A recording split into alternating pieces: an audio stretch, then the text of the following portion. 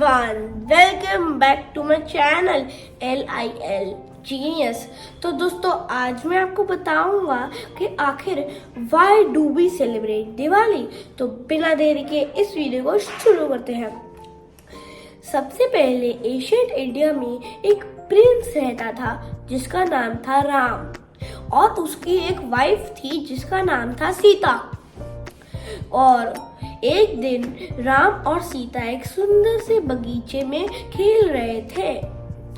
बाद में राम, सीता और उनका राम का छोटा भाई लक्ष्मण उसके राम के पापा के पास गए, जहाँ पर उसके राम के पापा ने उन्हें 14 वर्ष के लिए एक फॉरेस्ट में भिजवा दिया था और ताकि वो अपने पापा की कमिटमेंट पूरी कर पाए। लेकिन जब वो वहां पर गए तो उन्हें वहां पर रहने के लिए घर बनाने का सोचा, जिसमें वो रहने लगे। कुछ दिनों तक सब कुछ सही ही चल रहा था, बल्कि वहां पर एक डीमनेस आ गई जिसका नाम था सुप्रीमा। वो डीमनेस सुप्रीमा जो थी वो राम और लक्ष्मण की हैंडसमनेस से चौंक गई थी और उन दोनों से शादी करना चाहती थी। जब सुप्रीमा ने उनसे शादी करने के लिए बोला तो राम और लक्ष्मण ने पोलाइटली ऐसे कर ना कह दिया, जिसके बाद सुप्रीमा गुस्से में आ गई और उसने अपना डरावना रूप सामने ले आई और वो सीता पे अटैक करने वाली थी, जिसके बाद लक्ष्मण ने चाकू मारकर उसकी नाक ही काट दी। जिसके बाद अब वो डीमनेस काफी गुस्सा हो गई थी और वो अपने एक डीमन भाई के पास गई जिसका नाम था रावण, जो असल में ही उसका बड़ा भाई था और उसके पास 10 सिर और 20 बाजुएं थे। और जब उसने उसे एक सीता की ब्यूटी के बारे में बताया तो उसने सोचा क्यों ना मैं सीता को किडनैप कर लूं। और दोस्तों, उस बड़े डीमन जो उस सुप्रीमा का भाई था उसका नाम रावण था। तो फिर उसने सोचा क्यों ना मैं उसे किडनैप कर लूं। तो एक दिन जब राम और लक्ष्मण कहीं गए हुए थे खाने का शिकार करने के लिए, क्योंकि रावण ने अपने पापा से कहा, पापा आप एक गोल्डन डीर बनकर राम और लक्ष्मण का ध्यान भटकाओ, तब तक मैं सीता को ले जाऊंगा। तो जब उसके पापा डीर बने, राम और लक्ष्मण ने उन्हें मार दिया और वो जब उन्हें लेकर आ ही रहे थे तो उन्हें देखा कि सीता कहीं पर चली गई। लेकिन रावण सीता को अपनी बग्गी में ले गया था, जहां पर वो बग्गी उड़ती भी थी। लेकिन सीता काफी क्लेवर थी। उसने अपनी शाइनिंग ज्वेलरी जमीन पर फेंक दी, जिससे राम और लक्ष्मण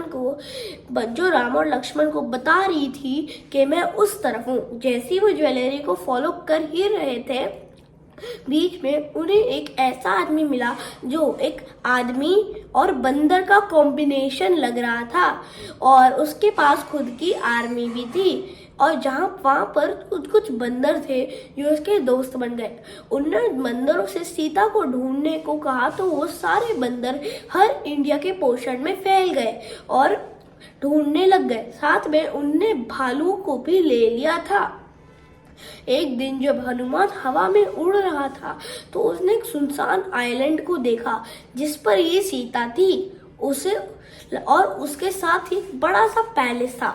उसे लगा कि वो रावण का घर है, तो जल्दी से वो राम और लक्ष्मण के पास गया तो और बताया कि मैंने एक सुनसान आइलैंड को सीता पे ढूंढा है। मतलब मैंने सीता को एक सुनसान आइलैंड पर देखा है। दोस्तों, लेकिन वहां पर वो उसके आसपास गहरा पानी और वेवी समुंदर है, तो हमें कोई बोट जैसी या फिर कोई ब्रिज बनाना होगा जिससे हमें उस समुंदर को पार कर उस सुनसान आइलैंड पर पहुंच सके।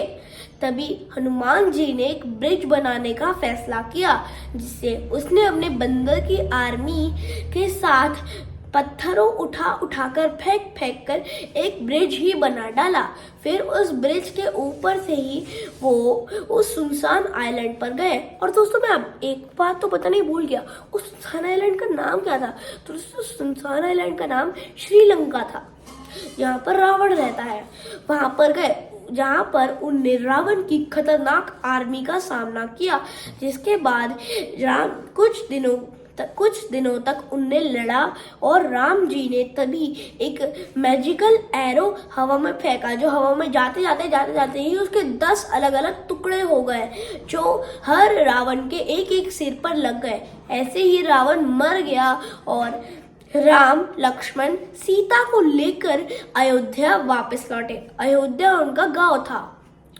वहां पर लोगों ने उन्हें स्वीट्स खिलाई और दिए जलाए रोड पर, जिससे वो घर तक का रास्ता तय कर सकते थे, क्योंकि काफी रात थी और अंधेरा भी था, और फूलों से उनका स्वागत किया। तो दोस्तों इसीलिए आज हम दिवाली बनाते हैं। दिवाली पर ही वो अयोध्या लौटे थे 14 वर्ष का वनवास काट कर। तो दोस्तों आपको ये वीडियो कैसी लगी आप हमें कमेंट में बताइएगा। तो दोस्तों तब तक इस वीडियो को लाइक शेयर एंड सब्सक्राइब करें। हम आपसे मिलते हैं हमारी अगली वीडियो में, तब तक के लिए बाय।